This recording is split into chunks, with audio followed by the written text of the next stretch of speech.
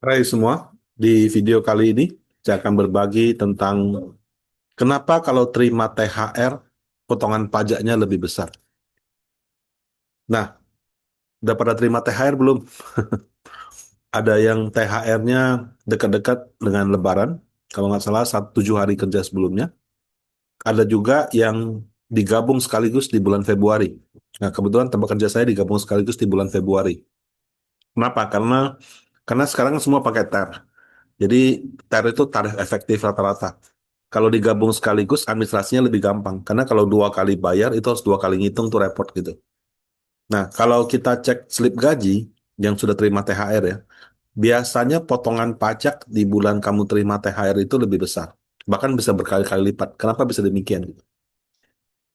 Nah, jadi THR itu adalah tarif efektif rata-rata. Eh, Biasanya kalau di perusahaan-perusahaan ya, itu per bulan.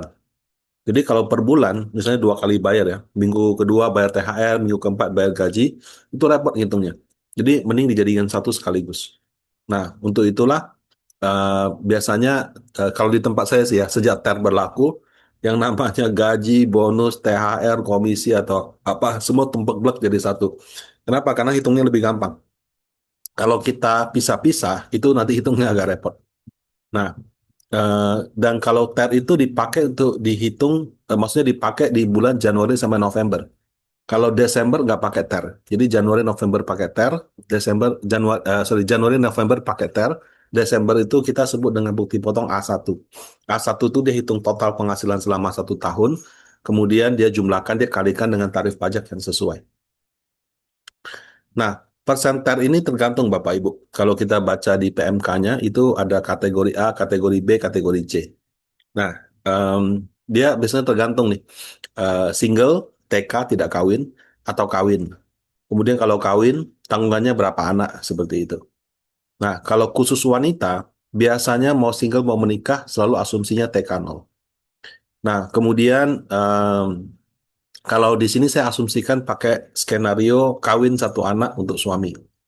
Nah, kalau dia kawin 1 anak untuk suami, itu menggunakan kategori B. Ya. Jadi misalnya sampai dengan 6.200.000 0%, 62 sampai 6,5 0,25, 6,5 sampai 68 0,5 dan seterusnya. Cara bacanya bagaimana? Jadi contoh misalnya kamu kalau 1 bulan penghasilan kamu bruto ya, bukan neto ya, bukan take home pay ya, adalah 10 juta. 10 juta berarti masuk range 9,2 sampai 10,75. Berarti kamu akan dipotong TER 1,5%. Kalau gaji kamu 1 bulan 20 juta, 20 juta itu berarti masuk range yang ini, 18,45 sampai 21,85, 8%. Kalau gaji kamu misalnya 30 juta, nah berarti masuk yang 295 sampai 3145 kena potong 12%. Jadi semakin besar gaji kamu, potongan ternya itu semakin besar, seperti itu. Nah, em, yang namanya penghasilan Bapak Ibu, itu bukan hanya take home pay. Em, Tergantung perusahaan ya.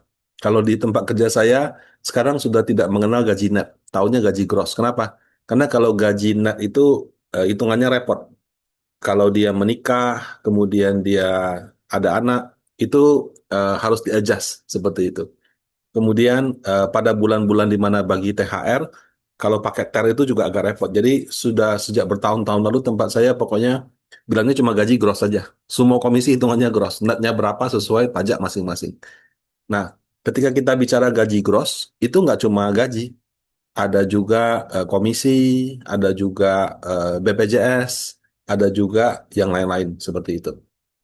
Nah, di sini saya pakai asumsi contoh ya. Ketika perusahaan bilang sama kamu gajinya gross 10 juta, apakah dia bayar kamu 10 juta? Enggak, lebih. Pertama, perusahaan juga membayarkan tunjangan JHT. JHT itu jaminan hari tua yang dibayar oleh perusahaan 3,7%. Karyawan itu 2%. Ya, di sini. Nah, kemudian ada lagi jaminan pensiun, perusahaan tanggung 2%, karyawan tanggung 1%. Kemudian ada JKK, ada JKM. JKK itu jaminan kecelakaan kerja, JKM itu jaminan kematian, itu 0,24, 0,3. Kemudian BPJS Kesehatan, kalau kamu kerja formal juga ditanggung, itu potongan itu perusahaan membayar 4%. Jadi ketika perusahaan mengatakan gaji kamu gross 10 juta, Dia nggak bayar 10 juta, dia bayar 11.024.000. Kenapa? Karena ini ditanggung oleh perusahaan. Nah, kemudian dasar pengenaan yang apa namanya? Dasar pengenaan untuk perhitungan TER itu adalah JHT sama JP dikeluarkan. Kenapa? Karena JHT sama JP ini pada saat kamu cairkan itu ada yang namanya potongan pajak, ya. Nah, jadi kalau dalam sistem pensiun, mungkin sistem ketenagakerjaan nasional ya, atau sistem keuangan, ini kami sebut dengan deferred tax. Defer itu artinya kamu udah bayar, nggak dipotong pajak, nanti pada saat kamu tarik baru dipotong pajak. Jadi dia potongnya di belakang. Nah, ini berlaku juga untuk DPLK, DPLK. Jadi ketika kita menghitung pajak, yang dua ini kita keluarkan. Ya, jadi yang dihitung cuma gaji 10 juta, tambah JKK, JKM, BPJS Kesehatan. Kenapa Pak yang JKK, JKM, BPJS Kesehatan dihitung Pak? Karena itu asuransi. Kan kalau kita meninggal, eh, itu keluarganya dapat santunan kematian. Itu JKM. Kita mengalami kecelakaan kerja, kemudian cacat tetap gitu, dapat uang santunan. Itu JKK. Nah, kalau BPJS Kesehatan, jelas asuransi. Kita masuk rumah sakit itu di cover. Kalau misalkan dari kantor ada kasih asuransi, misalnya asuransi apa? Asuransi swasta ditambahkan juga. Kemudian kalau perusahaan ada kasih misalnya eh, tunjangan golf gitu, tunjangan membership atau apa, itu dijumlahkan juga semua di sini. Ya, jadi yang sifatnya penghasilan tuh nggak cuma yang masuk di transfer ke rekening kita, tapi ada juga yang sifatnya benefit-benefit kalau bahasa pajaknya natura. Ya. Nah, itu semua dijumlahkan kecuali JHT dan JP. Kenapa? Karena ini dipotong karena pada saat kita cairkan di usia pensiun nanti itu dipotong pajak. Nah, sehingga kalau kita jumlahkan 10 tambah 24 tambah 30 tambah 400.000 dapatlah 10.454. Inilah yang menjadi dasar pengenaan TER. Nah, kalau lihat di table tadi, eh, kalau 10.454 itu kenanya 1,5%. Jadi 1,5% dikalikan 10.454 dapatlah 156.810. Nah, cuma yang kita terima nggak segitu juga. Kan kita sebagai karyawan, kita juga mengiur JHT. Potong dari gaji kita sendiri, ada mengiur JP juga. Kemudian kita juga membayar BPJS Kesehatan 1%. Nah, jadi potongan-potongan ini 556.000, sehingga yang kita terima 9.443.190. Ya, jadi kalau orang bilang gaji 10 juta Bapak Ibu, tidak sesederhana seperti ya udah 10 juta. Kalau kamu ikutin semua aturan tenaga kerja di Indonesia, minimal seperti ini. Ya. Jadi kalau karyawan dibilang digaji 10 juta, actually dia digaji 11 juta. Kemudian yang dia terima itu bukan 11 juta juga, yang dia terima 9.400.000. Tapi perlu diperhatikan, JHT, JP yang dibayar perusahaan dan karyawan ini bisa dia ambil ketika dia pensiun. Sebaiknya ketika pensiunnya, karena kalau dia ambilnya sebelum pensiun, potongan pajaknya progresif. Kalau dia ambilnya pas pensiun, potongan pajaknya final. Oke. Nah, kemudian skenario tadi, contohlah itu bulan Januari. Februari ini dia terima THR. Nah, ketika dia terima THR, dia punya item akan bertambah satu. Gaji pokok nih ada THR 10 juta di sini. Nah, kalau yang tunjangan-tunjangan ini itu dihitung dari gaji pokok. Tergantung perusahaan ya. Biasanya ada gaji pokok, tunjangan tetap, tunjangan variabel. Biasanya sih THR, BPJS dan lain-lain itu dihitung dari eh, gaji plus tunjangan yang sifatnya tetap. Kalau tunjangannya bersifat variabel itu tidak. Nah, eh, jadi ini menjadi 21.024. Dasar pengenaan TER masih sama, yang JHT-JP ini nggak dihitung. Nah, 20.454 karena angka tadi 10 juta ditambah 10 juta THR. Kemudian dipotong JHT, JP, BPJS ini juga masih sama. Ini potongannya mengikuti yang dari angka 10 juta. Nah, kemudian karena dia 20.454, dia pakai TER yang bukan lagi yang 1,5%, pakai yang 8% tadi itu. Sehingga 8% dikali ini. Nah, 1.600.000. Sehingga total potongannya 2 juta, yang dia terima 17.963.000. Nah, bagi orang awam, eh, jadi pertanyaan gitu loh. Kenapa waktu gajinya 10 juta, potongan pajaknya 156.000, waktu terima THR, potongan pajaknya jadi 1,6 juta. Ya logika aja kan, kalau saya terima 10 juta gaji, potongannya 150.000. Kalau saya terima 10 juta THR, ya udah 150.000 juga dong. Ya karena itu, dia menggunakan tarif TER gitu. Nah, dengan adanya tarif TER ini, eh, kita tuh harus, kalau mau paham itu, pertama kita harus mengerti yang namanya eh, eh, tarif PPh pribadi. Ya, jadi em, kalau setiap orang ada gaji, itu gajinya setelah PTKP. PTKP itu penghasilan tidak kena pajak. Kalau single 56 juta, kalau menikah jadi lebih tinggi, kalau anak satu, anak dua itu jadi lebih banyak lagi. Nah, kalau untuk yang gajinya di atas PTKP, itu 60 juta pertama kena pajak 5%. Jadi misalnya contoh PTKP biar gampang 60 juta. Gaji kamu setahun 120 juta. Berarti 60 juta pertama itu kamu nggak bayar pajak. 60 juta yang setelah PTKP kamu bayar pajak 5%. Kalau gaji kamu misalnya 200 juta, berarti 60 juta pertama nggak kena pajak. 60 juta yang kedua itu kena 5%, itu kan 120. Gaji kamu 200. Nah, 80 juta yang berikutnya itu kena 15%. Jadi dia tax bracket itu maksudnya seperti ini. Nah, semakin besar gaji kamu, untuk tax bracketnya semakin tinggi. Paling tinggi 35%.